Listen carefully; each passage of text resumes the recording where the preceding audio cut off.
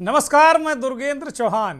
देश और दुनिया में फैले हुए के न्यूज के दर्शकों को दीपावली, गोवर्धन और भैया दूज की ढेर सारी शुभकामनाएं और बधाई।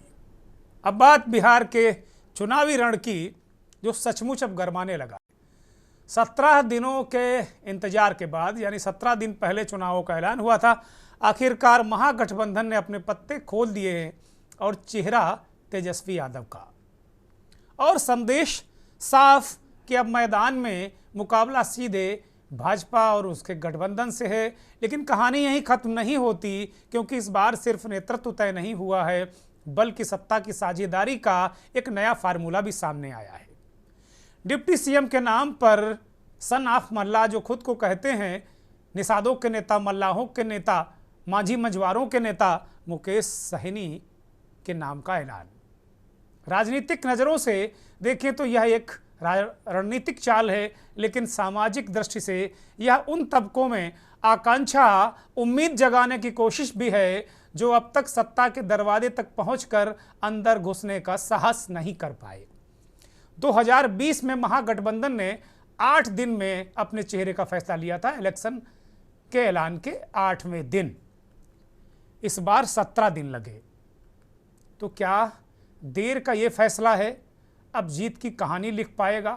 ये बड़ा सवाल है, क्योंकि जब तक महागठबंधन असमंजस में था, भाजपा ने मैदान में बढ़त बना ली थी। ये नैरेटिव एनडीए और भाजपा सेट कर रही थी कि महागठबंधन में बहुत बिखराव है। भाजपा के नेता कह रहे थे कि गठबंधन के नेता, गठबंधन के उम्मीदवार आपस में लड़ रहे हैं। और आज जब तेजस्वी यादव के नाम का ऐलान कांग्रेस के बड़े नेता, पूर्व मुख्यमंत्री राजस्थान और बिहार के चुनाव के प्रभारी अशोक गहलोत ने किया, तो सबको लगा कि वास्तव में क्या ये देर कर दी। लेकिन जब सीएम के चेहरे के ऐलान के बाद अशोक गहलोत ने एक और नाम लोगों के सामने रखा, मुकेश सहनी का, और कहा कि इन्होंने खुद पार्टी खड़ी की, गरीबी से निकल कर आए, ये बहुत अच्छे नेता हैं, युवा नेता हैं। तेजस्वी के बारे में कहा कि उम्मीद हैं, एक लंबे समय के, लंबे रेस के घोड़े हैं, इसलिए हम सब ने समर्थन किया। राहुल गांधी, खड़गे, पूरे जो गठबंधन के 7 दल, पिछले बार 2020 में 5 दल थे, इस बार 7 दलों ने सहमति बनाई कि तेजस्वी यादव के नाम पर मुहर लगाई, मुकेश सहनी का नाम। ये शायद भारत के इतिहास में पहली बार ही हुआ है। सीएम के फेस का ऐलान तो होता रहा है, पीएम के फेस का ऐलान तो होता रहा है, लेकिन डिप्टी सीएम के फेस का ऐलान करके क्या महागठबंधन ने एक चाल चल दी है? वो ऐसी चाल कि इसका खामियाजा एनडीए को भुगतना पड़ सकता है। एनडीए के अंदर भी उथल पुथल हो सकती है, क्योंकि एक ऐसे नेता को जो महज उसकी पार्टी 18 सीटों पर ही चुनाव लड़ रही है, उसे डिप्टी सीएम बनाने का ऐलान कर दिया। तो क्या एनडीए में चिराग पासवान की पार्टी जो 29 सीटों पर लड़ रहे हैं, क्या उनके अंदर ये उम्मीद नहीं जगेगी? जीतन राम मांझी और उपेंद्र कुशवाहा क्या ये सपने नहीं पालेंगे? क्या इसमें कोई असर पड़ेगा? और इससे क्या भारतीय जनता पार्टी और जेडीयू के बीच जो मुख्यमंत्री को लेकर टसल चल रही है, क्या वो साफ हो पाएगी? ये बड़ा सवाल है। एक और महत्वपूर्ण बात कि क्या इस नई रणनीति से महागठबंधन ने अपने सारे कांटे निकाल दिए हैं जो अभी तक उसे चुभ रहे थे, और ख़ास तौर पर उस कांटे की हम बात कर रहे थे, मछली वाला कांटा। अभी लोकसभा चुनाव में तेजस्वी यादव और मुकेश सहनी हेलीकॉप्टर में मछली खाते हुए बार बार टेंगन मछली का कांटा दिखा रहे थे, और वो कांटा बहुत सारे लोगों को चुभ रहा था। वो शायद मौका सावन का था, और सावन में मछली खाने को लेकर भी तमाम सवाल उठाए गए थे। लेकिन यही कांटा जो मुकेश सहनी वाला जब कांग्रेस और आरजेडी को चुभा, तो उन्होंने तो अपना कांटा निकाल फेंका। लेकिन क्या इसका कांटा एनडीए में भी चुभेगा? ये देखने वाली बात होगी। सियासत अभी बाकी है, बहुत सारे राज छिपे हुए हैं। क्या तेजस्वी के नाम ऐलान तो हो गया है, महागठबंधन ने अपने सीएम फेस का ऐलान कर दिया, यहां तक कि डिप्टी सीएम फेस का ऐलान कर दिया, लेकिन एनडीए में असमंजस क्यों है? खम ठोक कर क्यों नहीं कहते कि नीतीश कुमार ही होंगे? ये बड़ा सवाल है। और महागठबंधन के सीएम फेस का ऐलान होने के बाद रविशंकर प्रसाद, भारतीय जनता पार्टी के नेता, प्रेस कॉन्फ्रेंस करने आए तो उन्होंने कहा अरे तो पूरा मंत्रिमंडल घोषित किए दे रहे हैं। अब इसमें भी चैन नहीं, उसमें भी चैन नहीं। कल सुधांशु त्रिवेदी ने कहा था, चैलेंज किया था कि अरे सीएम तो छोड़िए, अपने डिप्टी सीएम का भी ऐलान नहीं कर सकते। अब आज जब सीएम और डिप्टी सीएम का ऐलान हो गया तो बीजेपी के नेता कह रहे हैं कि अरे ये तो पूरा मंत्रिमंडल दे रहे हैं, चुनाव तो जीते नहीं। क्या मुंगरी लाल वाले सपने अभी से पाले पड़े? तो मुझे कल और आज के बीजेपी के बयानों के बाद एक फिल्म का कैरेक्टर चौरंगी लाल दो मुखिया याद आता है। वो फिल्म का नाम मुझे याद नहीं, लेकिन उसके जो पात्र चौरंगी लाल दो मुखिया थे, उसकी भूमिका कादर खान ने बहुत बखूबी निभाई थी। और जब वो कहते थे कि जब कहीं बाढ़ में सत्ता पक्ष के नेता या मुख्यमंत्री प्रधानमंत्री ना जाएं तो उनका बयान आ जाता था कि अरे लोग मर रहे हैं और वो पहुँचे नहीं। नेताजी अगर ट्रेन से जाते हैं तो कह रहे लोग मरे जा रहे हैं, वो ट्रेन से 3 दिनों में पहुँचेंगे। नेताजी अगर जहाँ जा रहे हैं तो बोले लोग करोड़ों रुपए का पेट्रोल खर्च करके, ईंधन खर्च करके जनता का पैसा बर्बाद कर रहे हैं, तो किसी तरीके से नहीं देंगे। ये चौरंगी लाल दो मुखिया का कैरेक्टर था, वो आप समझ सकते हैं। तो ये बड़ा सवाल है और मंथन में आज हम विश्लेषण करेंगे कि बिहार के चुनावों का जो समीकरण है वो क्या है। नेतृत्व के बदले तेवर और उस राजनीतिक संदेश का जो शायद आने वाले दिनों में बिहार की राजनीति का चेहरा बदल दे।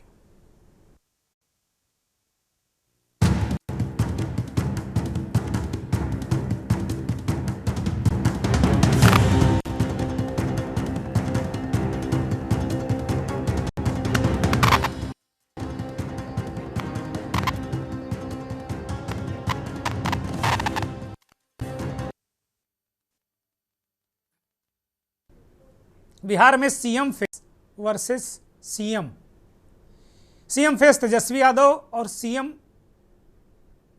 नीतीश कुमार क्या अगले सीएम होंगे, क्या वो सीएम फेस हैं? इस बात पर ट्रस्ट करना बहुत मुश्किल है और इसको लेकर बार बार सवाल उठ रहे हैं, अंगुली उठ रही है। तमाम सारे राजनीतिक विश्लेषक इस बात को कह रहे हैं कि बीजेपी इसीलिए नीतीश कुमार के नाम का अभी से ऐलान करने से बच रही है क्योंकि आरजेडी, कांग्रेस, जनसुराज सब उन्हें चेतना मुक्त चीफ मिनिस्टर कह रहे हैं। नीतीश कुमार पर निजी हमले करें, उनके स्वास्थ्य को लेकर, उनके कामकाज के तरीके को लेकर उस पर हमला कर रहे हैं। तो बीजेपी ये रिस्क उठाना नहीं चाहती। अब ये भी बात है कि नीतीश कुमार अगर बनाना भी पड़ा तो कितने दिन सीएम रहेंगे बिहार के? ये लोग जो भारतीय जनता पार्टी की तरफ थोड़ा झुके हुए विश्लेषक हैं वो इस पर सवाल उठा रहे हैं। लेकिन बहुत सारे विश्लेषक ये कहते हैं कि नीतीश कुमार को राजनीति में इच्छा मृत्यु का वरदान प्राप्त है। जैसे अश्वत्थामा और बहुत सारे जो कैरेक्टर हुए हैं हमारे इतिहास में, उसी तरह नीतीश कुमार को इच्छा मृत्यु का, वो जब तक चाहेंगे बिहार के मुख्यमंत्री रहेंगे, जब तक वो चाहेंगे राजनीति में जीवित रहेंगे। ऐसा लोग कहते हैं कि नीतीश कुमार को जो लोग कम आंक रहे हैं वो गलती कर रहे हैं। महिलाओं में उनका बेस है, उनका वोट बैंक उतना कहीं बर्बाद नहीं हुआ है। पिछली बार चिराग पासवान ने भारी डेंट किया था उनको, लेकिन इस बार चिराग पासवान साथ में है। लेकिन अगर जनसुराज ने ठीक ठाक डेंट किया तो वही वाली स्थिति पिछली बार वाली हो सकती है। लेकिन कुछ लोग ये भी कह रहे हैं कि एक अलग तरीके का नैरेटिव आज हम देख रहे थे नेशनल मीडिया में सेट किया गया कि भाई 2.5% वाले मल्लाहों के नेता को डिप्टी सीएम और 18% वाले जो समुदाय है मुसलमान, उसके लिए कोई ऐलान नहीं, वोट लेंगे लेकिन ऐलान ना करेंगे। इस तरीके का नैरेटिव नेशनल मीडिया पर, सारे नेशनल मीडिया पर हम देख रहे थे। जबकि अशोक गहलोत ने इस बात को कहा कि ये आखिरी नहीं है, मुकेश सहनी का नाम आखिरी नहीं है और डिप्टी सीएम आएंगे। तो क्या बिहार में अभी बीच चुनाव में भी क्या 1-2 डिप्टी सीएम के नाम का ऐलान होगा? क्या वो दलित वर्ग से होगा? क्या वो मुसलमान होगा? ये बहुत सारे सवाल हैं। लेकिन चाल तो चल दी है महागठबंधन ने। अब इस चाल का जवाब बीजेपी कैसे देती, ये देखने वाली बात होगी। अशोक गहलोत की प्रेस कॉन्फ्रेंस, तेजस्वी का रिएक्शन और बीजेपी का भी रिएक्शन, मुकेश सहनी का बयान सुनिए। कह सकता हूं खड़गे साहब, राहुल गांधी जी और तमाम जो साथी बैठे हमारे, इन सब की राय लेकर के हम लोगों ने तय किया है इस चुनाव में अगले मुख्यमंत्री चेहरे के रूप में तेजस्वी यादव जी को हम लोग सपोर्ट करते हैं। तेजस्वी जी की घोषणा करना मायने रखता है। साथ में सबकी राय बनी है कि जो हमारे अन्य पिछड़ा वर्ग के साथी हैं, मुकेश सहनी जी, जिनको आप सब जानते हैं, मुकेश सहनी जी, जो एक संघर्ष करते हुए यहाँ तक पहुंचे हैं, अपनी पार्टी बनाई है, अपनी अकल होशियारी से, अपनी मेहनत से बनाई है, गरीबों के मसीहा के रूप में, अपनी कौम के मसीहा के रूप में उभर के आए हैं। ऐसे नौजवान को हमने तय किया है वो उप मुख्यमंत्री होंगे साथ में, कि हमारा राज्य जो है अव्वल राज्यों में आए। लेकिन 20 साल राज करने के बाद भी राज्य में 11 साल केंद्र में मोदी जी प्रधानमंत्री रहते हुए भी सबसे अगर कोई गरीब राज्य है तो बिहार है। सबसे ज्यादा अगर बेरोजगारी है तो बिहार है। सबसे ज्यादा अगर पलायन होता है तो बिहार में। महंगाई है, कारखाने नहीं है, यहां उद्योग नहीं है, धंधे नहीं है, पढ़ाई, दवाई, कमाई, सिंचाई की व्यवस्था नहीं है, फूड प्रोसेसिंग यूनिट्स नहीं है, आईटी हब नहीं है, एसईजेड नहीं है, आईटी पार्क की व्यवस्था नहीं है, एग्रो बेस्ड इंडस्ट्री नहीं है बिहार में। प्रति व्यक्ति आय पूरे देश में अगर सबसे कम है तो हमारे बिहार के लोगों का है। प्रति व्यक्ति निवेश सबसे कम है। किसानों के आय के मामले में बिहार सबसे फिसड्डी है। अब जरा हम आते हैं तेजस्वी यादव पर। अभी दिल्ली हाईकोर्ट के 2 आदेश हुए। 27 अक्टूबर से ट्रायल चलेगा, मालूम है आपको। और ये कोई हमलों के कारण नहीं हो रहा है, ये हुआ है जब वो रेल मंत्री थे तब से 10 साल कोई कार्रवाई नहीं हुई, तो 17-18 से पूरी जांच हुई। जांच होने के बाद चार्जशीट फाइल हुई। चार्जशीट के बाद अब आरोप तय हो गया है। और बिहार की जनता को बहुत संक्षेप में बताना जरूरी है आरोप क्या है। तेजस्वी जी के सम्मानीय पिताजी लालू प्रसाद जी भारत के रेल मंत्री थे और उनके रहते रेलवे के 2 होटल को पटना के एक प्राइवेट होटलियर को दे दिया गया। नियमों की अवहेलना करके वो एलिजिबल नहीं थे और बदले में पटना में 3.5 एकड़ जमीन बेली रोड में दी गई। मैं रिपीट कर रहा हूं, 3.5 एकड़ जमीन लगभग 95 करोड़ की। और एक डिलाइट कंपनी है प्रेमचंद गुप्ता की पत्नी के नाम से, उसको बहुत सस्ते में उसको दिया गया और बाद में उसको परिवार को ट्रांसफर किया। सिर्फ वीआईपी पार्टी नहीं, मुकेश सहनी नहीं, लाखों कार्यकर्ता वीआईपी का आज मजबूती से समय का इंतजार कर रहे थे कि भाजपा ने जिस तरीके से हमारे पार्टी को तोड़ा, हमारे विधायक को खरीदा और एक गरीब पिछड़ा मल्लाह का बेटा को रोड पे ला दिया। उस समय से लगातार पूरे बिहार में हाथ में गंगा जल लेकर संकल्प पूरे बिहार में हमने किया था कि भाजपा को जब तक हम तोड़ेंगे नहीं तब तक छोड़ेंगे नहीं।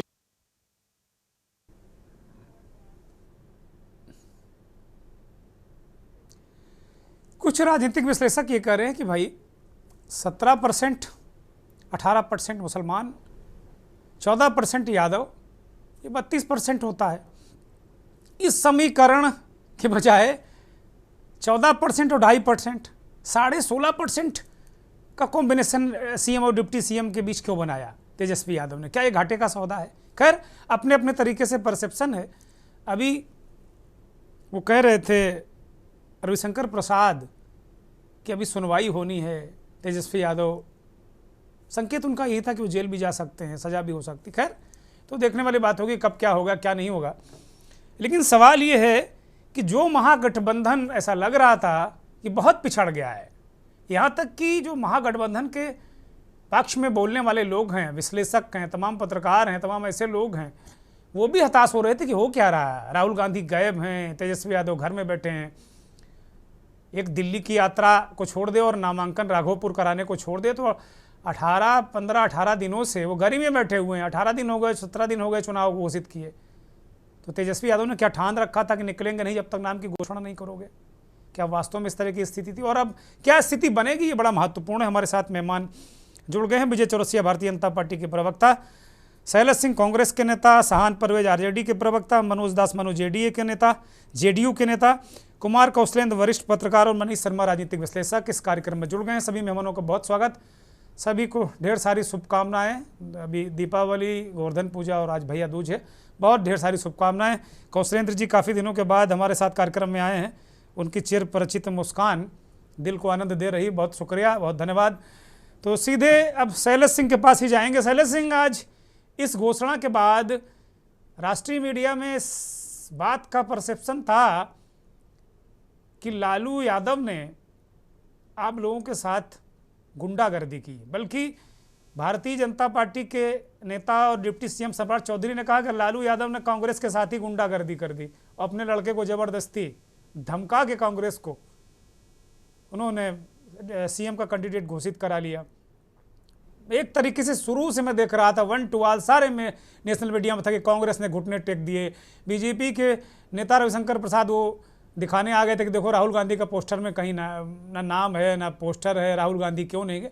बहुत सारे सवाल, और ऐसा दर्शाने की कोशिश की जा रही है कि आपकी पार्टी बिल्कुल नतमस्तक हो गई और आरजेडी ने आपको उंगलियों पर नचा दिया। ऐसा क्या हो गया रातों रात कि आपको एकदम घुटनों पे आना पड़ा? शैलेश सिंह, देखिए, ऐसी बात है कि पहले तो सबको भाई दूज और चित्रगुप्त पूजा की बहुत बहुत बधाई। बात ऐसी है कि कांग्रेस और आरजेडी वीआईपी पार्टी, जो भी महागठबंधन की पार्टी थी, सभी में एक तालमेल चल रहा था।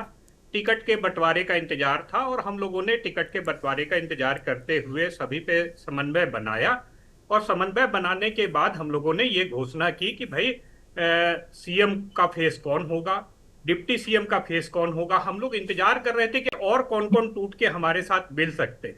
इसके इंतजार में हम लोगों ने समय तय नहीं किया था, और वो इंतजार जब खत्म हो गया, टिकट के बंटवारे और सीटों का बंटवारा सब कुछ तय हो गया, तब हम लोगों ने तेजस्वी यादव के चेहरे पे मुहर लगाई है। ये कोई किसी के दबाव में हुआ या किसी के ये में हुआ, वैसी कोई भी बात नहीं है। हम लोगों का तालमेल था। नहीं, हम नहीं कह रहे हैं, ये पूरा राष्ट्रीय मीडिया कह रहा है, और खास तौर पर भारतीय जनता पार्टी के नेता और डिप्टी सीएम सम्राट चौधरी कह रहे हैं कि लालू यादव ने गुंडागर्दी कर दी कांग्रेस के साथ में। इन शब्दों का इस्तेमाल किया है। सम्राट चौधरी की बात को लोग सीरियसली नहीं लेते, क्योंकि जिस पार्टी में 10 ठो नचनिया हो और एक पवन 10 नचनिया हो और खेसारी लाल यादव को वो नचनिया की पार्टी बोलने लग गए, उनकी बातों को सीरियसली नहीं लेते हैं। रविशंकर हुए और इन लोगों की बातों को सीरियसली बहुत नहीं लेते। रविशंकर जी नहीं, रवि किशन जी की बातों को ये सब सीरियसली नहीं लेते। ये लोग समोसा बेचते हैं, कभी किसी को नचनिया गवनिया बोल देते हैं, तो ये सारी बातें उनकी है। ये भाजपा तो अपना परसेप्शन बनाएगी ही लोगों के बीच में कि हमारा तालमेल सही नहीं है और एनडीए का गठबंधन सही है। जो रविशंकर प्रसाद आज बोल रहे थे, बिहार से वो आईटी मिनिस्टर केंद्र में रहे थे, कितना एससीजेड उन्होंने बनाया, कितना आईटी पार्क बनाया। इतने साल केंद्र में आईटी मिनिस्टर रहने के बावजूद उन्होंने बिहार में आज तक हर एक जिले में आईटी पार्क नहीं बनाया। बिहार से ये बताओ, घुटने क्यों टेके? पार्क राग तो बनते रहेंगे, घुटने क्यों टेक दिए ये बताओ आप शैलेश सिंह। पार्क तो बनाते रहेंगे, कांग्रेस ने घुटने क्यों टेक दिए? बिल्कुल धड़ाम क्यों हो गई? बिल्कुल पहले ऐठे फूले फिर रहे थे, अब अचानक धड़ाम हो गई, ये क्या हुआ? देखिए, घुटने टेकने की बात नहीं थी, ये जनता का परसेप्शन सेट हो रहा था। हम लोग और भी चाह रहे थे कि अन्य दलों से भी लोग आने वाले हैं, जिनसे बातें चल रही थी। उसके बाद ही अरे तो सीएम का कैंडिडेट थोड़ी आने वाला था कि कहीं किसी प्रतीक्षा कर रहे थे, दूसरा कोई सीएम का कैंडिडेट आ रहा है उसकी प्रतीक्षा कर रहे थे आप, ऐसा तो नहीं था ना। दूसरे अन्य पार्टियों से भी लोग चर्चा में थे। नीतीश जी भी ढुलमुल नीति में थे कि वो आ जाएंगे। वो भी भाजपा को जिस तरह से नीतीश जी ब्लैकमेल कर रहे थे। अच्छा, आपको लग रहा था उनका नीतीश कहा कुमार था आ कि जाएंगे आपके साथ में, ऐसा लग रहा था आपको? ये उम्मीद थी कि जदयू हमारे साथ होंगे, क्योंकि भाजपा उनकी तब तो शर्तों को मजबूरी थी, मानने तब को तो फिर तैयार। तब तो सीएम की कुर्सी खाली रखनी थी आपको, फिर तो ठीक बात। बोलिए बोलिए। नीतीश जी कभी भी इधर आ सकते थे, क्योंकि भाजपा उनको तरजीह नहीं दे रही थी।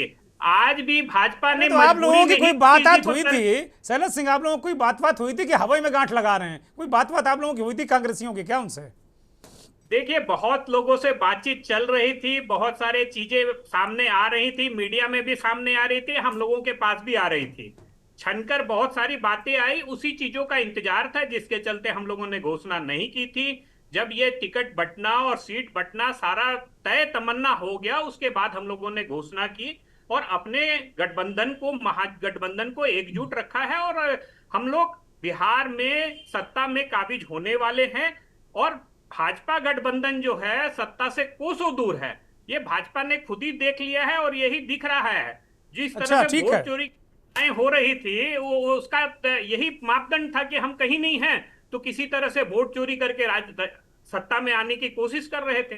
ठीक बात है। शान परवेज, एक ये बात बहुत तेजी से कही जा रही, या यूं कहिए कि मीडिया में है, कि भाई मुसलमानों की आबादी 18%, यादवों की आबादी 14%, जो मल्ला मांझी और मंझवार हैं वो 2-2.5%। एक अलग तरीके का नैरेटिव सेट हो रहा है, या लोग कह रहे हैं इस बात को कि भाई 2.5% वाला डिप्टी सीएम 18% वाले का कहीं नाम वाम नहीं लिया आप लोगों ने, केवल वोट ही चाहिए मुसलमानों का, उसको दोगे नहीं सम्मान मान कुछ। शान परवेज। दुर्गेंद्र जी, सबसे पहले मैं तो आपकी स्क्रीन पे एक स्क्रॉल देख रहा हूँ और वो स्क्रॉल देख के मुझे बहुत खुशी मिली कि हमारे भाई शर्जील इमाम और उमर खालिद की जो बिना ट्रायल के, बिना मुकदमे के सालों से जेल में है, जिसके ऊपर आज पूरी दुनिया क्रिटिसाइज करने लगी, उनकी सुनवाई 27 तारीख को है। तो उम्मीद करते हैं कि उनको न्याय मिलेगा। और उनकी जो जिस प्रकार से एक प्रताड़ना दिया गया है, वो किस कारण से दिया गया है दुर्गेंद्र जी, ये हमको और आपको बताने की जरूरत नहीं है। ये केवल और केवल इस मौजूदा सरकार ने, एनडीए की सरकार ने, नीतीश कुमार जी की अगुवाई वाली सरकार जो आज बिहार में है, और मोदी जी की अगुवाई वाली सरकार जो केंद्र में चल रही है, वो सिर्फ मुसलमानों को टारगेट किस तरीके से कर रही है, मुसलमानों के लड़कों को टारगेट कर रही है, फर्जी मुकदमे लगाकर जेलों में बिना ट्रायल के जाल डाला जा रहा है, हमारे मकानों को तोड़ा जा रहा है, हमारे ईदगाहों को तोड़ा जा रहा है, हमारे कब्रिस्तानों को तोड़ा जा रहा है। तो अब आप सामाजिक भागीदारी और नैतिक भागीदारी की बात जब आप करेंगे, तो ऐसे लोग जब इस प्रकार की भाषा का प्रयोग करते हैं और इस प्रकार की बातों को करते हैं, तो पूर्ण रूप से कहीं ना कहीं वो काल्पनिक लगता है, उसका हकीकत से कोई लेना देना नहीं होता है। और बाकी बात रही कि 2%, 2.5%, 3%, तो 2.5% और 3% का मेरा ये मानना है कि नीतीश कुमार जी 20 साल से मुख्यमंत्री हैं बिहार के, और नीतीश कुमार जी की खुद की आबादी 3, 3.5, 4% में सिमट जाती है। तो उस पे भी कभी किसी ने सवाल नहीं खड़ा किया कि 3% वाले।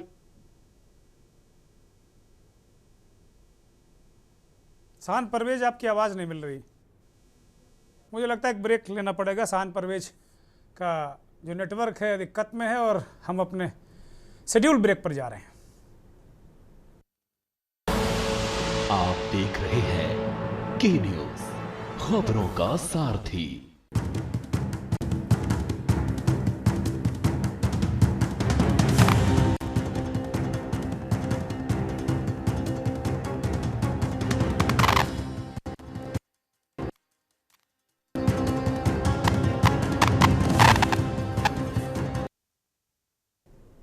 बिहार में सीएम फेस वर्सेस सीएम, हमने ये आज प्रोग्राम का ये जो टाइटल इसलिए रखा है कि क्या नीतीश कुमार ही आफ्टर इलेक्शन सीएम बनेंगे या सीएम फेस वही हैं, ये सवाल है।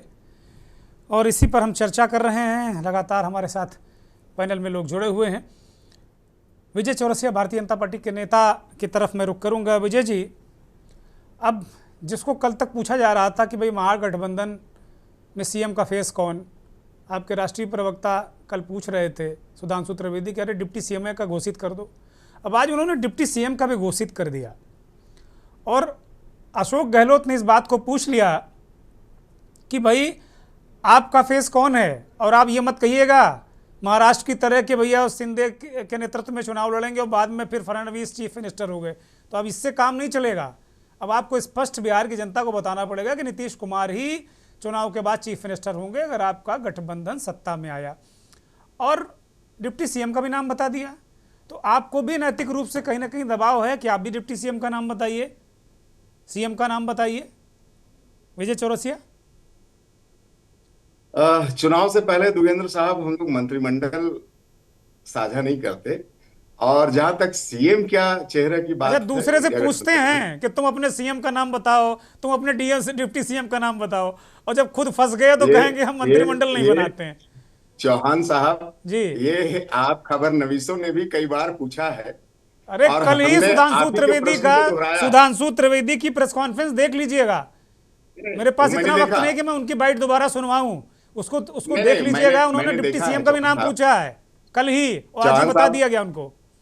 मैंने देखा है जी, और आपके भी कई प्रश्न ये उठाते रहे और हम लोगों ने उसी प्रश्नों को दोहराया है जी। और हमारे नेता ने आज खुले तौर पे कहा है, और हमेशा से ये है कि हमारे यहाँ को मुख्यमंत्री चेहरे का कोई वैकेंसी नहीं है। हमारे यहाँ जो मुख्यमंत्री हैं वो मुख्यमंत्री रहेंगे, यहाँ कोई वैकेंसी नहीं है चौहान साहब। दूसरी बात, आप जो डिप्टी सीएम की बात कर रहे हैं, जो डिप्टी सीएम की घोषणा आज इंडी गठबंधन लोगों ने किया है, आपने देखा कि घोषणा से पहले कितनी ड्रामा हुआ उस होटल पे, जिस होटल पे घंटों अलग कमरे में बैठे रहे शानी साहब और उनका इंतजार करते रहे गहलोत साहब और तेजस्वी जी। सारे लोग गठबंधन के उठ के चले गए, सिर्फ भट्टाचार्य साहब बैठे रहे, और फिर इस दबाव में शाहनी साहब का नाम डिप्टी सीएम में ऐलान किया गया। अभी आपने एक बड़ा अच्छा प्रश्न किया था आरजेडी के प्रवक्ता। अरे तो चिराग पासवान का प्रकरण भूल गए आप क्या? वो भी फूफा बने रूठे रूठे घूम रहे थे। इसे किसी की शादी में फूफा नहीं होते, रूठ जाते हैं। चिराग पासवान भी फूफा बन गए थे थोड़े दिनों के लिए, सब लोग मनाने गए थे फूफा मान जाओ, फूफा मान जाओ। उसी तरह सैनी भी फूफा बने हुए थे। क्या दिक्कत है? राजनीति में चलता है, सब फूफा पैदा हो जाते हैं। ये खूबसूरती है लोकतंत्र की चौहान साहब जी, और यही एनडीए की खूबसूरती है। लेकिन आप देखेंगे कि बिहार में 1 दर्जन सीटें तो कम से कम है जहां ये गठबंधन किस दरार है गठबंधन में। सैनी जी ने स्पष्ट कर दिया है कि वो हमारी रणनीति है। सैनी जी ने आज पत्रकारों से कहा कि हमारी रणनीति है। जहां जहां आप लोग जीत गए थे, जहां सीधे मुकाबले में आप जीत गए, तो वहां ट्रायंगल मुकाबले में फंसोगे आप इस बार, ये कह रहे हैं। तेजस्वी यादव जी खुद अपने सिंबल के विरोध में प्रचार करने जाएं, खुद अपने कैंडिडेट के विरोध में प्रचार करने जाएं, ये कैसी रणनीति है भाई? ये रणनीति नहीं है, ये मजबूरी है। इसलिए हम लोगों ने कई बार कहा है चौहान साहब, ये गठबंधन कतई नहीं है, ये ठग बंधन है। इन्होंने अभी अभी झारखंड के जेएमएम को ठगा है, उसे दरबदर किया है बिहार से, जिसका बदला लेने के लिए अभी कमर कस चुका है जेएमएम पार्टी झारखंड में। और अभी आप दूसरा प्रकरण देख लिए कांग्रेस को लेकर के, जो पार्टी 61 सीटों में चुनाव लड़ रही है, 61 सीटों में चुनाव लड़ रही है, उसकी घोषणा नहीं हुई। जो 1 दर्जन सीटों पे चुनाव लड़ रही है उसके डिप्टी सीएम होंगे। अरे बात हो गई है, बात हो गई। Rajesh Ram deputy chief minister होंगे, मैं ऐलान कर दे रहा हूं यहां से, देख लीजिएगा। Rajesh Ram deputy chief minister होंगे। अभी अशोक गहलोत ने कहा कि कई और अभी नाम आएंगे। भाई बोलिए, कई और नाम आएंगे तो आ जाना चाहिए था ना चौहान साहब। आएंगे, अभी भी चारा डाला गया, अभी आ रहा, चिंता मत करो।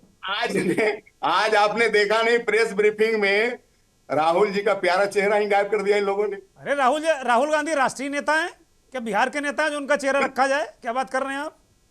बोलिए। अभी आपने पप्पू यादव का बयान नहीं सुना था 2 दिन पहले? पप्पू यादव तो भाई कि हमारा बिहार में चेहरा राहुल जी है, आपने सुना नहीं? अरे भाई प्रेस ब्रीफिंग कर रहे हैं आप, गठबंधन का प्रेस ब्रीफिंग था, राजद का प्रेस ब्रीफिंग नहीं था आज। तो अरे उनके बहुत बड़े नेता अशोक गहलोत मौजूद थे। अशोक गहलोत बहुत बड़े नेता है, राष्ट्रीय महासचिव संगठन भी रह चुके हैं, वो बहुत बड़े नेता हैं। पोस्टर से चेहरा क्यों गायब? अरे भाई हर जगह आप केवल मोदी जी का चेहरा रखते हो, हर जगह आप नेताओं का चेहरा गायब कर देते हो। जैसे मोदी जी का चेहरा वैसे तेजस्वी का चेहरा वो आगे कर रहे हैं, क्या दिक्कत है आपको? खान साहब, आप तमाम से पोस्टर देख लें बिहार चुनाव को लेकर के, एनडीए गठबंधन का। मोदी जी भी हैं, नीतीश जी भी हैं और हमारे तमाम नेता हैं। लेकिन आज क्या जरूरत थी कि तमाम चौक चौराहों में राहुल जी का चेहरा चस्पा किया गया, यात्राएं निकाली गई, बताया गया कि राहुल जी भी चेहरा है उनके सांसद के द्वारा। और आज जब प्रेस ब्रीफिंग हुआ इतने दबाव में, तो कांग्रेस का चेहरा ही गायब, राहुल जी गायब। क्या मतलब है? मैं कह रहा हूं कि अभी भी आपने कहा ना कि सियासत अभी बाकी है। ठीक है, बिल्कुल सियासत अभी बाकी है। साहन परवेज, एक जल्दी से रिएक्शन, फिर दास मनु के पास जाऊंगा, जल्दी से बोलिए। मैं शायद मेरी बात टेक्निकल इशू की वजह से आप तक पहुंच नहीं पाई, और मैं जो बात कर रहा था वो ये बात कर रहा था कि मैं आपकी स्क्रीन पे देख रहा था कि हमारे शर्जील इमाम और उमर खालिद ये बात आ तो चुकी, 27 तारीख ये बात आ चुकी। किस कारण से हुआ उसके ऊपर जग जाहिर है। और आज भी भारतीय जनता पार्टी के प्रवक्ता महोदय बैठ के बात जो कर रहे हैं, उनको अपनी चिंता करनी चाहिए। चुनाव वो लड़ रहे हैं, उनको अपने गठबंधन की चिंता करनी चाहिए, गठबंधन क्या कर रही है और उस गठबंधन को हम करेंगे। तो हम लोगों से ऐसी अपेक्षा उन लोगों को रखने की जरूरत भी नहीं है। वो हमारी कॉपी करते हैं, हम लोग ऐसे लोगों की कॉपी नहीं करते जिसने कभी बिहार की सत्ता का शिखर ही नहीं देखा है। आप कह रहे हैं कि हम बहुत बड़े लोकतांत्रिक पार्टी है, दुनिया की सबसे बड़ी लोकतांत्रिक पार्टी। आपकी पार्टी में एक चेहरा नहीं है, आप दूसरे के चेहरा की खूब चर्चा करते हैं। राहुल का पोस्टर क्यों गायब कर दिया? साहन परवेज, आपकी अपनी लोकप्रियता ये है कि राहुल का पोस्टर क्यों गायब कर दिया भाई? एक बैसाखी पे बैठे हुए अचेत व्यक्ति का सहारा लेकर आप सत्ता में आना चाहते हैं। आपको चुनाव लड़ने के लिए आपके पास चेहरा ही नहीं है। ठीक है, ठीक है, ठीक है। मनोज दास मनु, नीतीश कुमार मुख्यमंत्री का चेहरा है? देखिए, पूरी तरह से नीतीश कुमार जी ही एनडीए गठबंधन की सरकार बनेगी, नीतीश कुमार जी ही वोट लेंगे। मुख्यमंत्री बाद में रहेंगे ना, भरोसा मिल गया है कि बाद में पता चला सिंधे हो जाए। वो मिलना है, अपनी ताकत है, अपनी ताकत पर बोलते हैं। अरे सिंधे भी कह रहे थे महाराष्ट्र में कि अपनी ताकत है, फिर 3-4 फाइलें निकल आती हैं, बाद में फिर ताकत चली जाती है। बाद में 3-4 फाइलें निकाल देते ना ये लोग, ये ईडी सीडी बीडी, ये फाइलें निकाल के ताकत खत्म कर देते हैं। चौहान जी महाराष्ट्र में जेपी पैदा नहीं लिए थे, कर्पूरी ठाकुर पैदा नहीं लिए थे। अच्छा, विजय चौरसिया को आप धमका रहे हो क्या? नहीं है, विजय चौरसिया को धमका रहे हो क्या आप? नहीं, विजय चौरसिया की धमकाने की कहां से कोई सवाल उठा? हम लोग धमकाने वाला काम थोड़े करते हैं। धमकाने वाला काम तो आज हुआ वो आप देखे नहीं। आप ही सही चित्रण कीजिए ना कि गठबंधन है, गठबंधन के किसी नेता का तस्वीर भी नहीं है। तस्वीर से आप लोगों को बड़ा दर्द हो रहा, तस्वीर नहीं। आप लोग भी तो मोदी जी की तस्वीर खाली लगाते हो बहुत सारी जगह, नहीं लगाई? सबके चुनाव चिन्ह लगाए थे, क्या दिक्कत है भाई? ठीक है, अच्छी बात है, वो कहाँ हम कर रहे हैं, दे रहा है। अपने घर में देखो, काहे दूसरे के मुंडेर में झांक रहे हो भाई आप लोग? आपके यहाँ देखो क्या गदर मची हुई है, अंदर देखो पहले। ये लोग तो खुद ढकवा रहे थे, ये लोग तो खुद 15 आप ही के चैनल पर न बोले थे उस समय कि सबसे पहले हमारे गठबंधन का फैसला होगा, हमारा सीट का बंटवारा होगा, कल हमारा हो जाएगा। बोले थे, किस मुंह से बोले थे, याद है? तो सरकार में आ रहे हैं, इसलिए थोड़ा देर लगेगी। वो कह रहे हैं सरकार में आ रहे हैं, वो कह रहे हैं हम सरकार में आ रहे हैं, इसलिए थोड़ा आराम से करेंगे। पहले गठबंधन में सीट बंटवारे पर आपने प्रश्न किया था चौहान जी, तो उन्होंने कहा था कि एनडीए से पहले हमारी सीट आ जाएगी, सीटों का घोषणा हो जाएगा, कहा था आ गया था क्या? कहा था। और कांग्रेस किस मुंह से बात करती है भाई, जिसके राजकुमार का फोटो तक नहीं रहा, जिसके प्रदेश अध्यक्ष पर सिंबल आ गया तो मुंह से बकार नहीं निकला। इसीलिए अब छोड़ दीजिए, अब ये चीज चौहान जी छोड़ दीजिए बिहार के जनता के ऊपर। बिहार की जनता फैसला। राजकुमार कब तक कहिएगा? जन नेता हो चुके हैं, जनता के नेता हो चुके हैं। राजकुमार राजकुमार आप कहते रहते हैं। नहीं, राजकुमार ही ना कहेंगे, जनता जन नेता है। राहुल गांधी जननायक है भाई, क्या बात कर रहे हैं? गिरवी रखने वाले लोग दूसरे का तस्वीर देख रहे हैं, ठीक है? ये अपनी पार्टी दूसरे की गोद में गिरवी रखने वाले लोग दूसरी पार्टी का तस्वीर चेक कर रहे हैं। भाई यही लोग कांग्रेसी इनकी अपनी पार्टी, और आप राजकुमार कहते हैं। कांग्रेसी तो उनको जननायक कहते हैं। इनकी कर्पूरी ठाकुर की आइडियोलॉजी की बात करेंगे। बताइए ना भाई, जिसके लालू साथ यादव गठबंधन का चला रहे हो, राजनीति नहीं है। कर्पूरी ठाकुर को इधर सरेआम वाली खुलेआम तरफ गाली देने वाले लोग कश्मीर और कैसे नहीं, बिहार लोहिया की और कैसे अंबेडकर को नहीं, गाली उत्तर देने वाले प्रदेश लोग, का। गांधी के हत्यारों को गोद अरे में गांधी बैठाकर की हत्या खिलाने वाले किसको लोग होती है? तो पूरे देश, लालू यादव पूरे बिहार का हत्या कर दिया। बिहार की जनता का हत्यारा है लालू यादव। तेजस्वी यादव पूरे बिहार के जनता को लूट लिया। अब छोड़िए, इसका कौन फैसला करेगा? ये बिहार की देखिए जनता दुर्गेंद्र, प्रवक्ता को बैठाइए तो तार्किक प्रवक्ता को बैठाइए, ठीक है? ठीक है मनोज दास मनोज, मैं दोनों पत्रकारों के पास जाऊंगा चूंकि काफी देर से इंतजार कर रहे हैं। कौशलेंद्र भाई, लगातार जब चुनाव अपनी होता है पार्टी गिरवी ठीक रख है, ओके। रख दी गई हो, मनोज दास मनोज जिसकी ठीक है। अपनी पार्टी का मनोज दास नेतृत्व मनोज, खत्म हो गया, समाप्त अरे मनोज जी शांत हो जाइए महाराज। मनु महाराज शांत हो जाइए, शांत हो जाइए, शांत हो जाइए, शांत हो जाइए। कौशलेंद्र भाई, ये जो डिप्टी सीएम वाला दाव है, ये बार बार ये पूछ रहे थे बीजेपी वाले ना कि अपना डिप्टी सीएम बताओ। कल तो कह दिया भाई डिप्टी सीएम बताओ, अब आज सब बता दिया तो अशोक गहलोत भी पूछ रहे हैं ना कि भैया अब ऐसा नहीं चलेगा, आप घोषणा करो, संयुक्त प्रेस कॉन्फ्रेंस करो, बताओ नीतीश कुमार ही चीफ मिनिस्टर होंगे। इसमें क्या हिच है बीजेपी को? क्यों नहीं संयुक्त प्रेस कॉन्फ्रेंस करती बीजेपी? कौशलेंद्र भाई। दुर्गेंद्र जी, पहले सबकी बात मैं सुन रहा था जी। सबसे पहली बात जी, बिहार को देखना है तो कांग्रेस के अतीत को देखिए। कांग्रेस पार्टी को अभी इतने हल्के में जो ले रहे हैं ना, बिहार के गांव गांव तक, पंचायत तक कांग्रेस के दफ्तर हुआ करते थे। और कांग्रेस पार्टी निश्चित रूप में जो बातें आपने कही, लालू यादव जी हड़का दिए, एकदम हड़का दिए। लालू जी ही कांग्रेस पार्टी के जड़ में मट्ठा डाले थे बिहार में। जब वो 60-70 को मिनिस्टर बना था 90 के दौर में, तो अगर दौर लोगों को याद हो, जिसमें अशोक चौधरी भी पहला बार मंत्री बने थे, उससे पहले मंत्री नहीं थे। अब तो बाद में ना हो गया कि 10% लोग को मंत्री बनाना, नहीं तो पहले तो जंबो जेट होता था, कैबिनेट मिनिस्टर 70, 75, 80 तक होते थे। हाँ, डिप्टी मिनिस्टर। तो अब दिक्कत हो गया है, पॉलिटिकल गणित साधने में लोगों को दिक्कत हो रही है। बावजूद इसके, ये जो कहते हैं ना उप मुख्यमंत्री, कौन सा संवैधानिक पोस्ट है? कहीं संविधान में पढ़ा है? पॉलिटिकल साइंस आप भी पढ़े होंगे, हम नहीं भी पढ़े है। हैं। डिप्टी प्राइम मिनिस्टर भी कोई संवैधानिक पद नहीं है, उसी तरह ये भी नहीं है। हाँ, जबरदस्ती अब है, लॉलीपॉप देना है, लोग को लाना है। नीति नियम की बात तो कोई भी दल ना करे। एक जमाना था जब अखबारों में थे हम लोग, तो आर्काइव में खोजते थे, उसमें होता था, बैठा के रखते थे, भाई निकालो आज फलाना पार्टी को, खोजने में कुछ भूल भी जाते थे। अब तो डिजिटल दौर है, एक बार दुर्गेंद्र जी आप कंप्यूटर पे उंगली चलाएंगे तो पता चल जाएगा लालू यादव जी 90 में क्या बोले थे, 92 में क्या बोले थे, तेजस्वी कब क्या बोले थे। लेकिन नेताजी लोग इससे फर्क नहीं पड़ता। ना हम लोग कांग्रेस को दोषी बोले, ना भाजपा को बोले। हाँ, कुछ बातें जो है, क्योंकि ये अपना हिंदुस्तान है, इसका एक फैब्रिक है।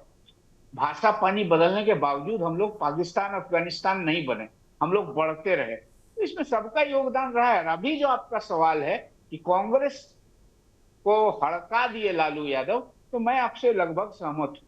क्यों हड़का नहीं दिए? कांग्रेस में जो भी डिसीजन, जब भी कांग्रेस में कोई स्पाइन वाला ये प्रेसिडेंट बनता है, आपको याद होगा अनिल शर्मा एक बार बने थे, फिलहाल भाजपा में। अनिल शर्मा के दौर में जब वो लालू यादव के खिलाफ जा रहे थे, तो फिर उनको कट साइज किया गया। मतलब कभी भी कांग्रेस को लालू यादव जी पनपने नहीं दिए। और अभी भी पुत्र के लिए कुछ पिता का धर्म तो निभाएंगे ही। अब जो कुछ भी हो रहा है, लेकिन बिहार की सियासत में जो हमको समझ में आ रहा है ना, पब्लिक इस बार बहुत चतुर है। पब्लिक किसी को कुछ समझने नहीं दे रही है। परिणाम आप और हम आज बोल दें फलाने सीएम बन जाएंगे, फलाना होगा, ये होगा, पब्लिक क्या करेगी? थोड़े दिन पहले लग रहा था ना, प्रशांत किशोर ने हवा बदल दी, प्रशांत किशोर के पीछे हैं। प्रशांत किशोर जिस शाहबाद इलाके से आते हैं, उस इलाके में भी हवा चल रही थी, अरे भाई प्रशांत आई है तो ये हो जाए। लेकिन अब वहां से भी प्रशांत की हवा ठंडी हो गई, अब कहानी दूसरी दिख रही है। इसका कारण क्या है कौशलेंद्र भाई? क्या कारण है प्रशांत के बारे में जो आप परसेप्शन दे रहे हैं? ये वहीं पे आ रहा था मैं। ये जो जातिगत गणित है ना, ये जो कोड है झारखंड का या बिहार का या हमारे हिंदी पट्टी में, उसे जातिगत कोड दक्षिण में भी है, लेकिन हमारे जातिगत कोड जो है ना, खाज बन गया है एकदम। एक अजीबोगरीब, जब भी जातिगत समीकरण की बात आती है ना, कौन विकास करेगा, क्या करेगा। आज तेजस्वी बात कर रहे हैं SEZ और फलाना दुनिया, उनके पिताजी थे तो उस समय तो सड़क भी नहीं बना था। ये सच है। अगर हम बोलेंगे कि हाँ भैया नीतीश कुमार के टाइम में हमको बहुत बढ़िया लगने लगा बिहार, तो बोलिए कि हम नीतीश कुमार के आदमी। बदलाव तो है। पहले समस्तीपुर से मुजफ्फरपुर जाने के पहले पंडित जी से दिन दिखवाते थे कि पंडित जी आज जाके लौट आएंगे, आज मंगल है कि आज बुध है। लेकिन अब वो सब नहीं है, गाड़ी उठाइए जहां जाना है चल जाइए। देखिए कोई भी सरकार हो, अगर तेजस्वी भी पिताजी से अलग, अब यही बार बार जो तेजस्वी के लोग कहते हैं ना, उनकी जो सारिका है वो बार बार कहती हैं कि आप पुरानी बात क्यों करते हो, नई बात करो। चलिए हम भी एग्री हो जाते हैं, नई बात करेंगे, लेकिन नई बात में एक भरोसा कायम होना चाहिए और ये जातिगत खुजली है ना उससे निकलना होगा लोगों को। अब देखिए ना, जो अकलियत समाज है, अकलियत समाज किसी जमाने में कांग्रेस के साथ जम के था, अब अकलियत को भी तोड़ दिया लोगों ने। MIM तोड़ेंगे तो जदयू के साथ हैं, तो लालू यादव ने माई बना लिया। इससे हानि किसको होती है? वो अकलियत समाज का कोई एक आम आदमी। अभी भाई साहब मेरे वो हमारे जहानाबाद वाले सर्जिल की बात कर रहे थे। अब सर्जिल को के साथ क्या हुआ, ये किसी सर्जिल की पर्टिकुलर बात नहीं है, ऐसे ऐसे बहुत भुक्तभोगी लोग हैं जो समाज में भुगत रहे हैं। तो इसके लिए जागरूक होना, जो कहते हैं ना जेन जी की जागरूकता, वो जरूरी है। जब भी पॉलिटिकल डिबेट होगा ना दुर्गेन जी, हम लोग बैठेंगे, अरे उसने क्या कहा, आज नॉनसेंस टॉक्स, ये जो है व्यूज बटोरते हैं। कोई नेताजी फालतू बात बोल दिए तो व्यूज बटोरने लगेगा। कोई किसी की माँ को गाली दे दे, कोई कुछ कर दे, उठपटांग कर दे। अच्छा हम प्रवक्ता हैं तो तर्क संगत बात नहीं करेंगे, एकदम तुम तराम, तुम क्या हो, तुमको फलाना ये वो करके, मतलब टीवी पर चमकना। तो टीवी पर चमकने से या स्क्रीन पे चमकने से समाज नहीं बदलता। तो हर तो किसी कांग्रेस को की concern बताइए होना ना, होगा। तो कांग्रेस हम की अभी कांग्रेस की किस समापन स्थिति इसी में करेंगे। कौशलेंद्र भाई? आपका जो कहना है ना, आपने कहा हड़का दिया, तो उस लालू जी की छाया से कांग्रेस बिहार में मुक्त नहीं है। जब तक लालू प्रसाद धरती पर हैं, वो अब अखिलेश जी का नाम लेंगे तो फिर बोलिएगा अखिलेश जी तो लालू जी के सिपाही हैं भाई, आज से हैं। पहला बार उनको संसद वंसद भिजवाए, बाकी वो अभी फिर कांग्रेस में जाते हैं। तो लालू जी ने जैसे जैसे हाँकना चाहा है, उनका राजद का बी टीम बना के रखा है। ठीक है ठीक है ठीक है, मैं इस पर कौशलेंद्र भाई मैं जवाब लूंगा। कन्हैया अभी जाकर अभी पूरा कर रहे हैं। तो क्या कर लिए कन्हैया, क्या बदल दिए? कन्हैया की चली क्या? बस एकदम समझ में सबको आता है, लेकिन लोग होता है ना अपने स्वार्थ अनुसार या अपने सहजता के अनुसार जिसको जो बयान देना है देते रहते हैं। इलेक्शन है और हम लोग का क्या है, हम लोग तो तटस्थ है, हम लोग तो देखेंगे सबको, भापेंगे, आंकेंगे, बताएंगे। ठीक है ठीक है ठीक है। मैं दोनों मेहमानों के पास आऊंगा, कांग्रेस आरजेडी। पहले मनीष शर्मा को चर्चा में लेते हैं। मनीष शर्मा, अभी कांग्रेस ही हॉट टॉपिक है, चूंकि सारे लोग लगभग अभी कौशलेंद्र जी ने भी वही कहा, कांग्रेस। मैं देख रहा था सोशल मीडिया पर आप भी कुछ कांग्रेस के लेकर पोस्ट कर रहे थे कि कांग्रेस ने कुछ लग रहा कि पुरानी टीम सक्रिय हो गई है और बिल्कुल कांग्रेस को कट साइज कर दिया, इस तरह का कुछ एक परसेप्शन बन रहा है। दूसरी बात यह है कि मुकेश सहनी फैक्टर इनको प्लस करेगा, 18, 14 प्लस 2.5 प्लस करेगा, या 16.5 इसको देख रहे हैं जैसा कि बीजेपी और एनडीए देख रहा है इसको? सॉरी दुर्गेंद्र भाई, एक बात आपने एक नाम लिया मुकेश सहनी की, क्या पॉलिटिकल विसात, क्या, क्यों, कैसे? आप पत्रकार हैं, आप भी लंबे समय से देख रहे हैं। अब मुकेश सहनी को मुंबई जाने से, जब मुकेश मुंबई गए होंगे उस वक्त भी हम लोग जर्नलिज्म करते। अब मुकेश सहनी अगर फैक्टर हो जाएं पॉलिटिक्स में तो उस स्टेट की आप क्या बात करेंगे? ठीक है, यहाँ हुआ मतलब जातिगत जो कोड़ खाज की हम बात कर रहे हैं, ठीक है, ये निषाद समाज, फलाना समाज, वो समाज, बांट दीजिए ना भाई, बांट दीजिए। अरे जो वोट लेने की बारी आती है उसी वक्त याद आता है निषाद समाज और फलाना समाज। उसके बाद फिर ठीक है। कौशलेंद्र भाई मनीष को ले लेते हैं। मनीष बोलिए। अब देखिए दोनों, मेरा इसमें कहना कि देखिए दोनों गठबंधनों के संकट अलग अलग हैं।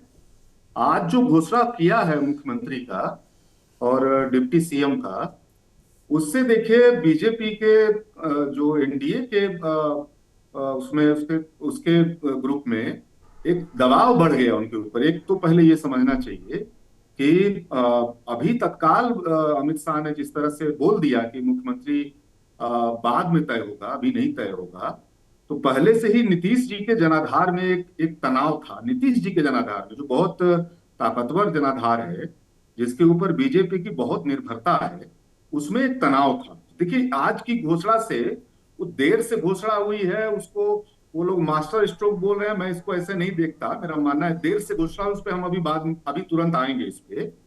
लेकिन एक चीज ये कर दिया है कि देखिए इसमें अब होगा क्या। अब इसमें होगा यह कि एनडीए के अंदर आप देखिएगा, जहां भी बीजेपी का उम्मीदवार होगा वहां नीतीश का जनाधार वहां जाएगा कि नहीं जाएगा। जहां चिराग पासवान का जनाधार होगा वहां नीतीश जी का जनाधार वहां जाएगा कि नहीं जाएगा। ये एक जबरदस्त क्राइसिस आ जाएगी। आप इसको अगर आप देखेंगे एनडीए गठबंधन के लिए, तो अब उनके ऊपर एक दबाव हो गया कि वो नीतीश को लेकर के क्या करें। क्योंकि देखिए 2005 के बाद अभी भी बीजेपी की भारी निर्भरता नीतीश के ऊपर है। अभी भी वो उनको बहुत डायरेक्टली इनकार करने की स्थिति में नहीं है। तो मेरा ये कहना है कि आज की प्रेस कॉन्फ्रेंस से एक संकट चला गया एनडीए की तरफ। एक तो इसको समझा जाए, इसको हम लोगों को एकदम इग्नोर नहीं करना चाहिए। और आने वाले समय में वो चुनाव के समय में इन गठबंधन के अंदर ही जनाधार जो एक दूसरे के साथ खड़ा होता था उसमें एक संकट आ जाएगा। अब ये बड़ा मामला होगा अगर वजह क्या है मनीष? वजह क्या है मनीष? वजह यह है कि देखिए नीतीश को अगर आप देखिए, नीतीश को कोई बीमार बता रहा है, कोई नीतीश को कह रहा है कि उनकी राजनीति खत्म हो रही है, नीतीश अब उनका पारी खत्म हो गया है, ये जितना आप कहते हैं उनके जनाधार में उतनी ही सिंपैथी जाती है। एक बात को अगर कोई नोट नहीं कर रहा है, इस बात को, नीतीश के जनाधार में जो अति पिछड़ा जनाधार है उसमें भारी सिंपैथी जा रही है। तो वो सिंपैथी अभी क्या हो रहा था कि वो विपक्ष की तरफ जा रहा था। मतलब वो विरोध, वो जो गुस्सा था वो आप कह लीजिए कि इंडिया गठबंधन की तरफ जा रहा था। जो लोग उनको बीमार बता रहे थे, उनको संकट में बता रहे थे, उधर जा रहा था। लेकिन जब से मुख्यमंत्री घोषित नहीं किया है एनडीए ने, मतलब बीजेपी ने जब से मुख्यमंत्री नहीं घोषित किया है, ये गुस्सा शिफ्ट हो गया इधर।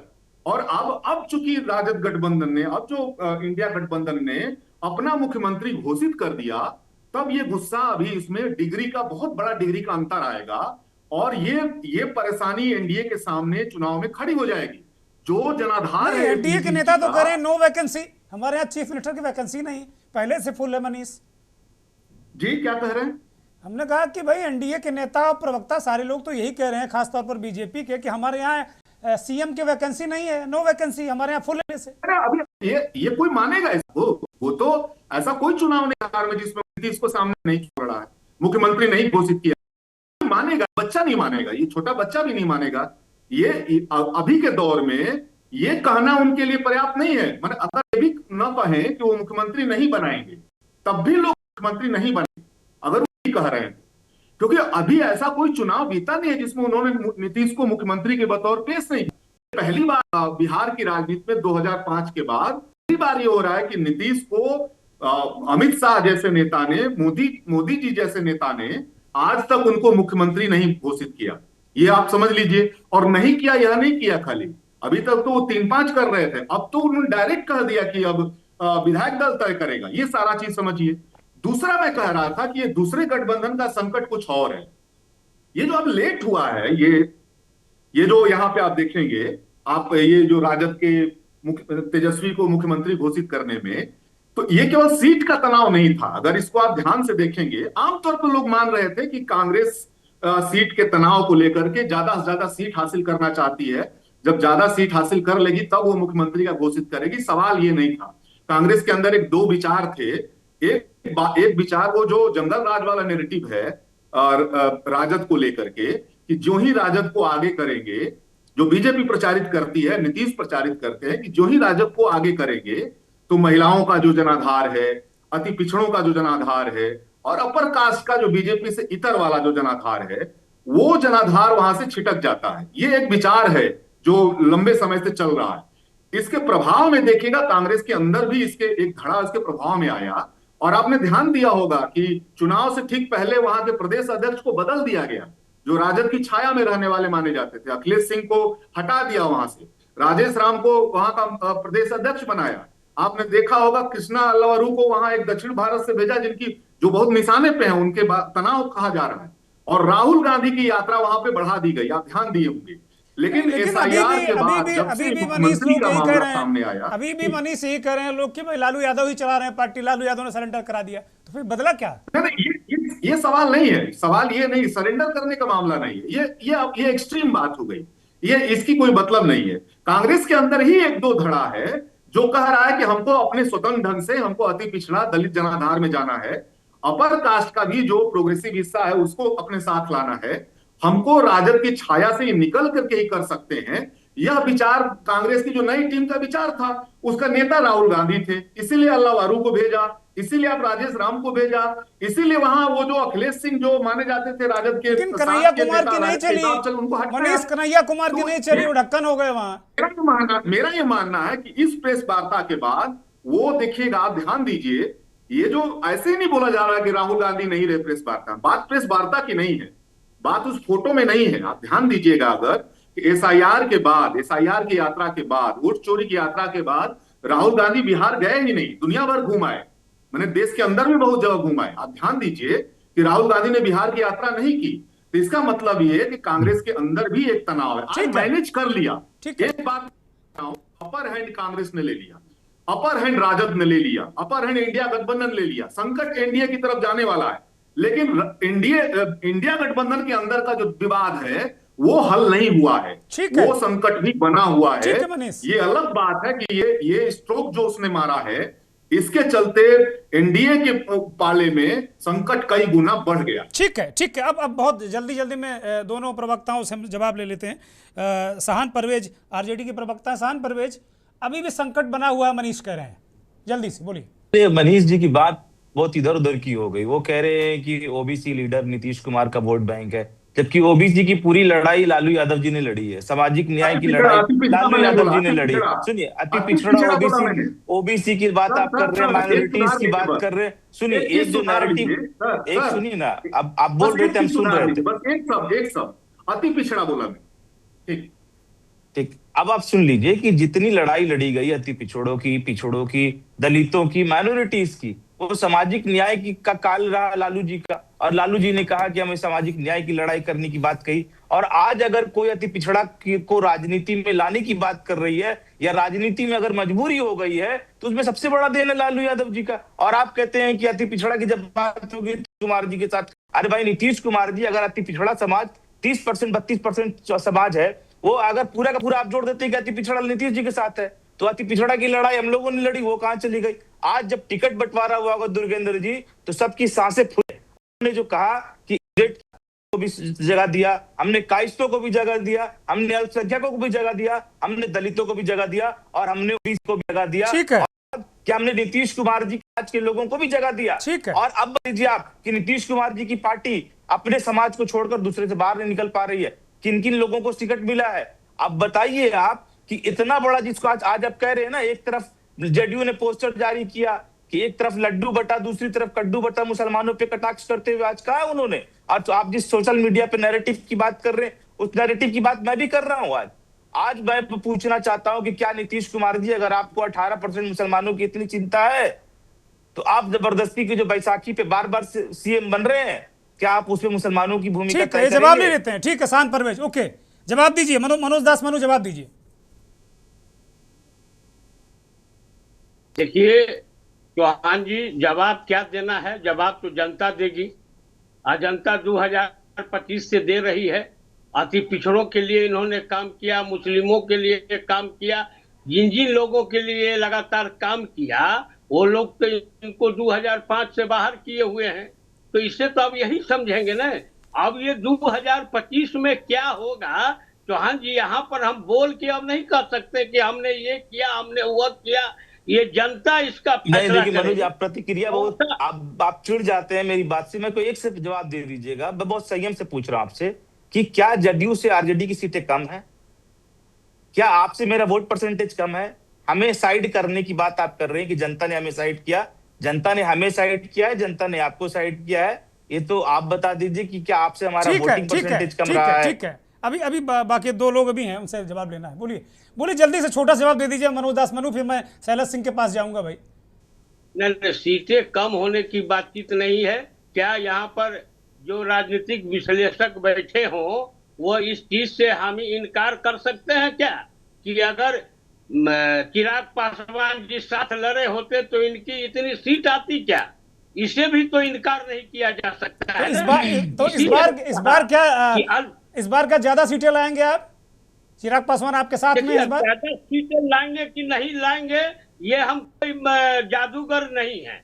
जनता जो हमें सीट देगी वो हमें स्वीकार ठीक है, ठीक है, ठीक है, ठीक बात, ठीक बात। शैलेश सिंह, ये कांग्रेस का जो चक्कर है अंदर अंदर, ये अभी मनीष शर्मा ने एक रिकॉर्ड भी किया है, ये क्या वास्तव में आप लोग बिल्कुल हवा भरे थे एकदम से मामला हो गया कि ये विचार वो विचार, राहुल गांधी का विचार, और राहुल गांधी तुनक गए, अब जा ही नहीं रहे बिहार? देखिए, ऐसी कोई भी बात नहीं है। अभी भारतीय जनता पार्टी के एक प्रवक्ता ने जेएमएम की बात कही। क्या उन्होंने ओम प्रकाश राजभर के पार्टी को क्या गठबंधन में लिया? उन्हें तो धोखा दे दिया, पूरे राजभर समाज को धोखा दिया उन्होंने। बिहार में राजभर कहाँ प्लेयर हैं भाई? तो बिहार में राजभर कहाँ प्लेयर हैं? वो तो दूर से प्रवासी हैं, स्काई लैब की तरह कूद रहे थे वो बिहार में। कैसे दे देगा? हमारा जेएमएम से गठबंधन है झारखंड में, बिहार में नहीं है। मगर उन्होंने झारखंड की याद दिला दी। उत्तर प्रदेश में जो एसपी एसपी थे, ओम प्रकाश राजभर से गठबंधन है, वो पूरे राजभर समाज को उन्होंने बिहार में धोखा दिया है। कौशलेंद्र जी एक बात कह रहे थे कि लालू जी के सरकार में सड़क नहीं होती थी। लगता है कि कौशलेंद्र जी उस समय 2000 और 89-90 में वो बैलगाड़ी पे चलते थे, इन्हें इसीलिए उन्हें सड़क नहीं दिखाई देती थी। जबकि लालू यादव की एक घटना मैं याद दिलाना चाहूंगा कि एक सड़क पर, हाईवे पर जब गांव-गांव में बम्पर बना दिया जाता था, लालू जी का आदेश था कि बम्पर को हटा दिया जाए ताकि गाड़ी स्पीड से चले। हाईवे पर बम्पर नहीं बनेगा, और इसके चलते पूरे देश में इसे चर्चा हुई थी कि हाईवे पे बम्पर नहीं बनाने की घोषणा लालू यादव ने करी है।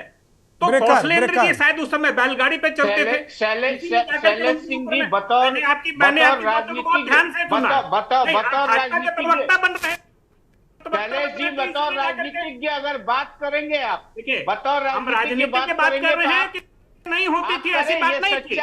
ये बैलगाड़ी में आप चलते थे, इसीलिए जाके आपको सड़क। ठीक है, ठीक है, ठीक है, ठीक है। और हम ना भाजपा के प्रवक्ता हैं और अभी भाजपा की बात करते हैं। वो स्पष्ट कहते हैं कि ये नैरेटिव बनाने की कोशिश करते हैं कि उस समय जंगल राज था, भाजपा की सरकार। भाई वो पत्रकार हैं, क्यों नैरेटिव बनाएंगे शैलेश सिंह? पत्रकार क्यों नैरेटिव बनाने लगे? बताने लगते नहीं है कि उसको नहीं बताते हैं कि ये जंगल राज है। 55 मर्डर 3 दिनों में हो जाता है। ठीक है, ठीक है विजय चौरसिया, कहा कि हाँ ये ठीक है शैलेश सिंह, ओके।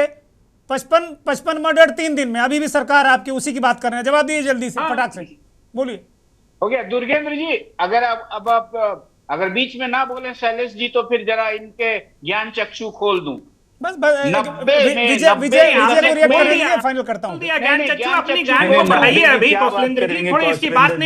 है विजय बोलिए। ठीक है, आप विजय उलझिए मत, विजय चौरसिया बोलिए जल्दी से। 90 की बात कर रहे हैं आप, आरएसएस और भाजपा का वो डिक्शनरी पढ़ के आए हैं। आप 90 की क्या बात कीजिएगा, बताइए। आप 90 ये बहुत अच्छी बातें करते हो आप। तुरंत आरएसएस का 90 में क्या स्थिति रही होगी? आरएसएस और भाजपा देखना चाहती है तो आपको 90 में आपको जंगल राज दिखाई देगा, जो नैरेटिव सेट किया गया। तो आपको नहीं बोल रहे हो उतना देर से कि आप एक सीनियर जर्नलिस्ट है, अच्छा नहीं लगेगा आपको कटाक्ष करना, मगर आप जबरदस्ती सुनना चाह रहे हैं। परवेज जी आप चश्मा उतार के बदल के देखिएगा ना तो 90 परवेज, अब सुन लो भाई, सहान परवेज सुन लो, सहान परवेज सुनो, सहान परवेज अब सुन लो भाई, अब उनको सुन लो। कई संस्थाओं में के बाद दलितों का नौकरी होना शुरू हो गया। कई संस्थाओं सुनोगे ना, अपनी झोंके पड़े उनको सुनो दो, उनकी बात भी सुन लो भाई। ये आपको वो 90 के दशक में आपको वो चश्मा लगा के देखते हैं। आप लोगों को बड़ी मिर्ची लग जाती है 90 की बात करते हुए। सुनने दो ना उनको। बोलिए जल्दी से विजय चौरसिया बोलिए, फिर मैं कौशलेंद्र से खत्म करूंगा। विजय चौरसिया बोलिए, कौशलेंद्र जी मैं आता हूं। विजय चौरसिया, अरे विजय चौरसिया बोलिए, कौशलेंद्र जी मैं आता हूं आपके पास। विजय चौरसिया बोलिए जल्दी से। देखिए, इस छोटे से डिबेट में जो अराजक स्थिति कांग्रेस और आरजेडी के प्रवक्ता महोदय ने लाया है ना, यही अराजक स्थिति की चर्चा हमारे कौशलेंद्र भाई ने किया है। हम तो एक पार्टी के प्रवक्ता हैं, हमारे भाई लोग भी एक पार्टी के प्रवक्ता हैं, लेकिन बिहार के लिए दिल नहीं धड़कता है भाई। सभी देखें, कौशलेंद्र भाई को तो मैं कहूंगा कि आपने दुखती नक्श में क्यों हाथ रख दिया भाई। ये सभी कोई जानता है कि कैसा जंगल राज था सड़कें जहाँ नहीं थी। दलितों को ठीक है, गाँव के गाँव जला दिए जाते थे। आपकी बात कोई काटता नहीं है। आप सुन लीजिए, सब बात फिर जवाब बोलिए ना। दीजिएगा। आप परवेज साहब, आप सुन दलितों लीजिए। की बस्तियों सुनने को का मादा सरेआम रखिए। जला देते थे। सुनने का मादा वो रखिए। जंगल राज यही की बात गड़बड़ कर है रहे ना। थे आप आरजेडी वालों को, कांग्रेस क्यों वालों का ही आपकी गड़बड़ बात को बात है। सुनिए? आप सुनने का तार्किक बात मादा कीजिए। रखें। कितने चौहान नरसंहार साहब, हुए? ऐसे डिबेट नहीं चलता 16 है। प्राइवेट ये आर्मी लोग की सुनने वही का अब मादा शान नहीं परवेज, है। सारे लोगों में आप ही महीने बोलोगे यार, बोलने दो उनको ना, बिहार इसको खाली बात बोलने दो। है। शान परवेज, अभी जो दोनों शान परवेज जब उन्होंने शांति से आपको सुना है, आप भी सुनिए उनको। है। सुनने की मद्दा रखो ना, आप चारों तरफ तलवार लेके थोड़ी चलाओगे आप। म्यूट करे तभी बात रख पाएगा कोई। ऐसे बात में ऐसे डिबेट नहीं होता है। ये अभी तर्कों की बात कर प्राइवेट रहे थे। आर्मियों का जवाब आप दूसरे की दे, बात गलत सुनने बात, के लिए गलत राजी बात, नहीं शान है। परवेज गलत बात है, शान परवेज गलत बात है। बोलिए। उन्होंने आपको सुना, आप भी सुनिए उनको धैर्यपूर्वक। बोलिए विजय चौरसिया, आप सुनने बोलिए। का मादा परवेज जी, रखो। बात रखने दीजिए। आप सुनने का मादा रखो। आप सुनिए पहले। आप जब बोलते हैं तो कोई तो टोकता नहीं है। अब आप दूसरे को भी सुनने का मादा रखें। अरे मुद्दा पे आओ भैया, मेरे पास समय नहीं है, मैं खत्म कर रहा हूँ। मुद्दे पे आओ जल्दी से। बन के बोलेंगे अरे, तो हम लोगों को 3 बार बोलना पड़ता है ना, इसलिए बोल रहा हूँ। आपका भी आप ही काउंटर बोलिए। करना है। आप ही आपके बोलिए, हम लोग पॉलिटिकल सुनेंगे। एक्सपर्ट जो प्रवक्ता बन नहीं, के नहीं, बैठे आप हैं, बोलिए, हम लोग सुनेंगे। ठीक है, अब ये अराजकता चलेंगे नहीं। मैं कार्यक्रम को खत्म कर रहा हूँ। बहुत बहुत धन्यवाद सभी मेहमानों को, बहुत बहुत धन्यवाद। ये वास्तव में डिबेटों में अराजकता, पता नहीं क्यों इससे क्या मिल जा रहा है। मुद्दे जो बातचीत के हैं, मुझे लगता है राजनीति की कमोवेश यही स्थिति है कि जो मूल मुद्दे हैं, दवाई, पढ़ाई, सिंचाई, कमाई, इनकी बात के बजाय इन्होंने इनके लिए किया, उन्होंने उनके लिए किया, तुम्हारा जंगल राज, मेरा सुशासन, मेरा जंगल राज, तुम्हारा सुशासन, मेरा जंगल राज तो कोई कहता नहीं। तो कुल मिला के स्थिति यही है। आम आदमी के मुद्दे क्या बिहार के चुनाव में, इस देश के चुनाव में क्या मुद्दे बनेंगे, ये सवाल जनता के लिए है। नमस्कार।